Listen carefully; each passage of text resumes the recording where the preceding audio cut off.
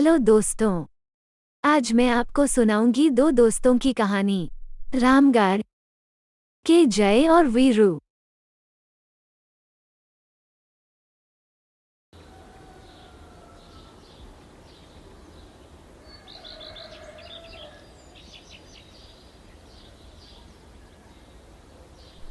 बहुत समय की बात है। रामगढ़ नाम के एक गांव में जय और वीरू नाम के दो दोस्त रहा करते थे। जय मिठाई का ठेला लगाता था और वीरू कुछ भी जुगाड़ करके पैसे कमा लेता था।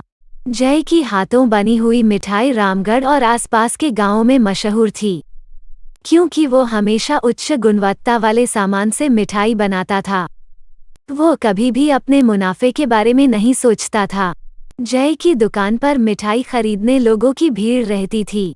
इसके बावजूद भी जय ज्यादा पैसे कमा नहीं पाता था। वो एक ईमानदार व्यक्ति था। हमेशा की तरह जय और वीरू सुबह की वक्त बातचीत कर रहे थे। कल मेरी आज तक की सबसे ज्यादा कमाई हुई। अब मैं हर रोज ऐसे ही जुगाड़ करूंगा और जल्द ही अमीर बन जाऊंगा। वीरू, तू भले ही जुगाड़ से पैसे बना लेगा, लेकिन तू उन पैसों से कभी अमीर नहीं बन पाएगा। मेरी बात मान जा और यह सब छोड़ दे। तू हमेशा ऐसे ही बोलता है। तू इतनी ईमानदारी करके क्या करेगा? मुझे तो जल्दी से अमीर बनना है। इतनी बात करने के बाद दोनों अपने अपने काम के लिए चले जाते हैं। जय आज सामान खरीदने पड़ोस वाले शहर के किराना दुकान पहुंच जाता है।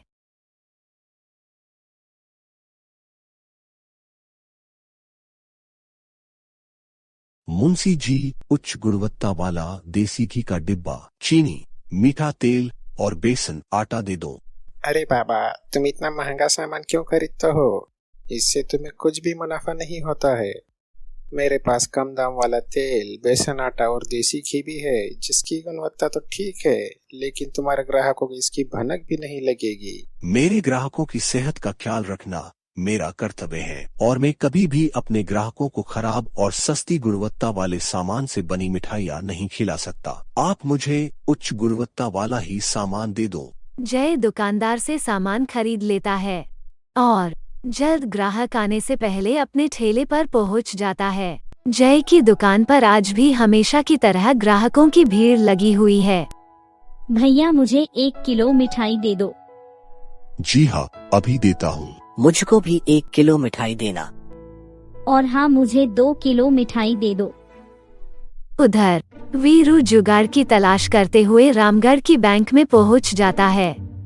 उसके दिमाग में बस एक ही सोच चल रही है कि आज उसको कल से भी ज्यादा पैसे कमाने हैं। इतने में उसने देखा कि घनश्याम काका अपने खाते से पैसे निकलवा रहे हैं।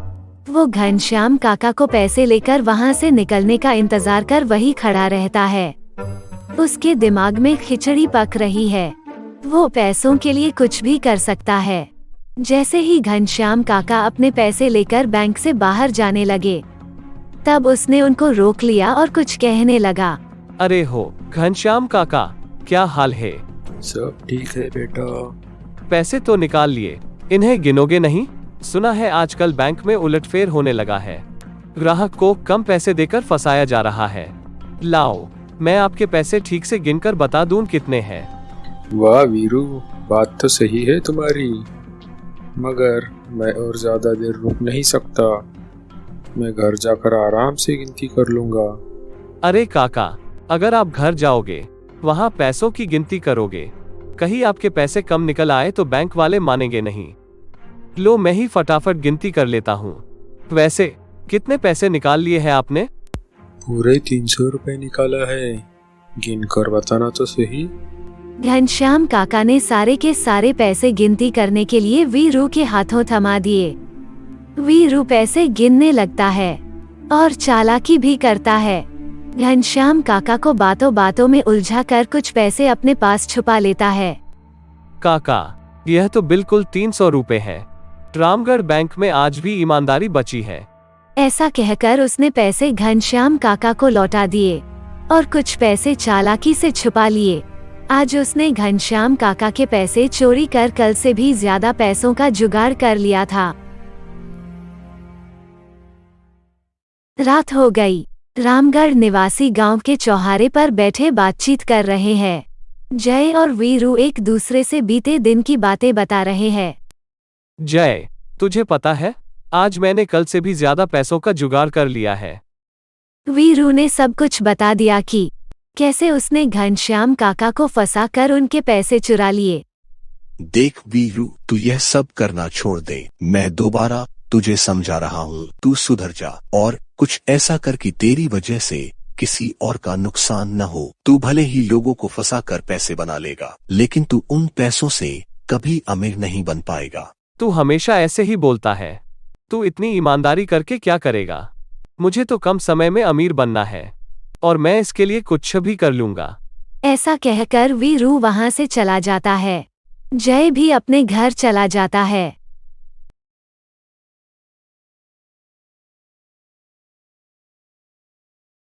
जय अपने परिवार के साथ हंसी खुशी से डिनर कर लेता है और ठंडी हवा के लिए अपने पत्नी के साथ घर के बाहर आकर बैठ जाता है। इतने में गांव के पोस्टमैन काका जय के घर पहुंच जाते हैं। अरे पोस्टमैन काका, इतनी रात गए आने की क्या जरूरत थी? सब कुशल मंगल तो है? हाँ जय, सब ठीक है। तेरे नाम से तेरे दोस्त का खत आया है। मैं घर जा ही रहा था तो सोचा कि जाते जाते खबर देकर चला जाऊं। लो पहले आराम से पानी तो पिलो। अब बताइए पोस्टमैन काका, क्या कह रहा है? मेरा दोस्त बहुत दिनों बाद याद किया है। लिखा है कि तेरे दोस्त ने तेरे जैसा ही मिठाई का ठेला लगाना शुरू कर दिया है और उसको तेरी मदद की ज़रूरत है। उसको तेरी तरह उम्दा मिठाई बनाना सीखना है और इसीलिए कल ही उसने तुझे बुलाया है। यह तो बहुत ही खुशी की बात है। दोस्त की मदद को दोस्त नहीं आएगा तो कौन आएगा? मुझे कल सुबह ही उसके गांव जाना होगा। हाँ, अब मैं चलता हूँ।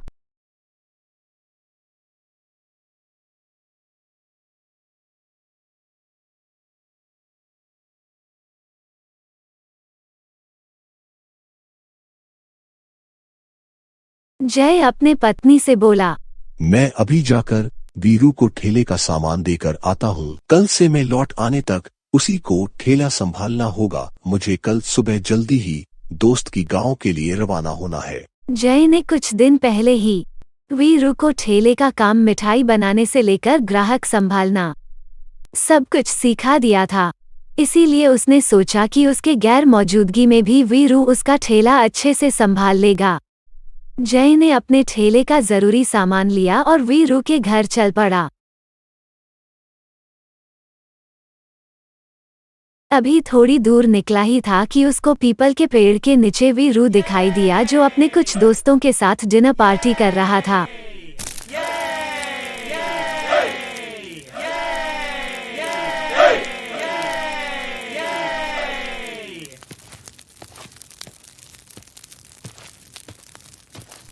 वीरू, यह क्या लगा रखा है? यह सब खत्म कर दे और सुन, कल से कुछ दिनों के लिए तुझे मेरा ठेला संभालना होगा। मैं मेरे दोस्त की मदद के लिए उसके गांव जा रहा हूँ। मैंने जैसे तुझे सब सिखाया है वैसे ही करना। जय, तू बिल्कुल भी चिंता मत कर। मैं हूं ना, तेरा दोस्त वीरू। मैं सब कुछ संभाल लूंगा। और एक काम करना, कल सुबह सुबह वो पड़ोस वाली शहर के मुंशी जी के किराना दुकान जाकर इस चिट्ठी पर लिखा सामान ले आना और ये गबरू और तेरे बाकी दोस्तों को भी अपने अपने घर जाने बोल दे। काफी रात हो गई है, मैं भी चलता हूँ। दूसरे दिन सुबह सुबह जय अपने दोस्त के गांव जाने निकल पड़ा। वहीं दूसरी ओर वीरू शहर की ओर निकल पड़ा। उसके साथ गबरू भी था।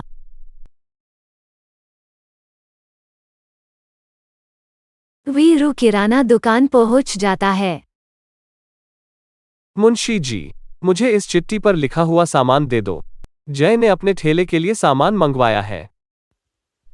अरे बाबा, सामान तो मिल जाएगा, लेकिन कौन सा सामान दूं? महंगा वाला दूं या सस्ता वाला? सस्ता वाला सामान ले लूंगा तो कमाई भी ज्यादा कर लूंगा। सस्ता वाला ही दे दो।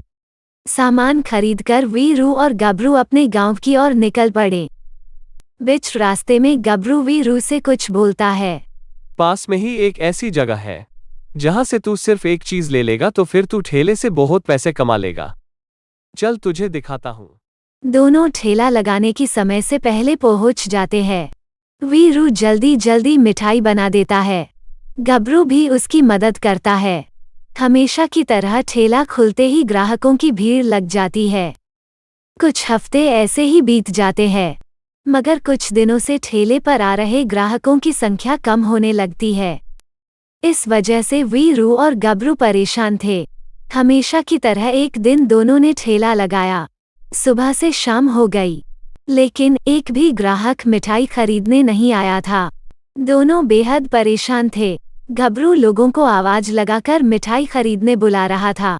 इतने में वीरू पास से गुजरती हुई दो औरतों की बातें सुन लेता है। पता है गीता, कुछ दिनों से अपने रामगढ़ में जो भी ठेले पर बना मिठाई और चटपटा खा रहे हैं वो लोग बीमार हो रहे हैं। मेरे परिवार में भी सब लोग बीमार हो गए थे। जब से ठेले का खाना छोड़ दिया तो ठीक हो गए। लगता है ठेले वाले मिलावट कर रहे हैं। पता है मेरे बेटे ने शहर के पुलिस थाना में शिकायत दर्ज की है। अब जल्द ही पुलिस अपनी पूछताछ शुरू कर देगी। अच्छा किया, मुझे तो जय के ठेले पर शक है। जब से वीरू ठेला चला रहा है तभी से यह सब हो रहा है। वीरू और गबरू यह सब सुन बहुत डर जाते हैं और डर के मारे कांपने लगते हैं। इतने में जय अपने दोस्त की गांव से लौट आता है। वीरू कैसे चल रहा है ठेला? अरे तू इतना डरा हुआ क्यों है? क्या हुआ? कुछ बताएगा भी? वीरू जय को सब कुछ बता देता है। उसने मिठाई बनाने के लिए सस्ता वाला सामान इस्तेमाल किया था और गबरू के कहने पर कुछ रसायन की मिलावट भी कर दी थी, जिससे कम सामान में ज्यादा मिठाई बन जाए। इतने में गांव के सभी ठेलों की पूछताछ और तलाशी करते हुए पुलिस जय के ठेले पर आ जाती है। पुलिस को तलाशी में वो रसायन के डिब्बे मिल जाते हैं जिसकी वीरू ने मिठाई में मिलावट की थी, और कम गुणवत्ता वाला सामान भी मिल जाता है। तुम लोग जानती भी हो, पैसे कमाने के चक्कर में तुम लोगों की सेहत के साथ खिलवाड़ कर रहे हो। खाने की चीजों में मिलावट करने के जुर्म में तुम लोगों को गिरफ्तार किया जाता है। पुलिस जय, वीरू और गबरू को गिरफ्तार कर ले जाती है और जेल में डाल देती है। दोस्तों, इस कहानी से हमें क्या सीख मिलती है? हमें कभी भी लालच नहीं करना चाहिए। कभी भी पैसे कमाने के लिए गलत तरीका नहीं अपनाना चाहिए जिससे लोगों का नुकसान हो। हमें हमेशा ईमानदारी से कार्य करना चाहिए और मेहनत से पैसे कमाने चाहिए, और हमें कभी भी गलत लोगों का साथ नहीं रखना चाहिए। इससे हम खुद मुसीबत में फंस सकते हैं, जैसे जय फंस गया। दोस्तों, अगर आप मेरे साथ इसी तरह की और कहानियां देखना चाहते हैं तो देर मत कीजिए। मेरे चैनल को अभी सब्सक्राइब कीजिए और बेल आइकॉन को प्रेस करना मत भूलना। इससे आपको मेरे आने वाले नए कहानियों की नोटिफिकेशन मिलती रहेगी।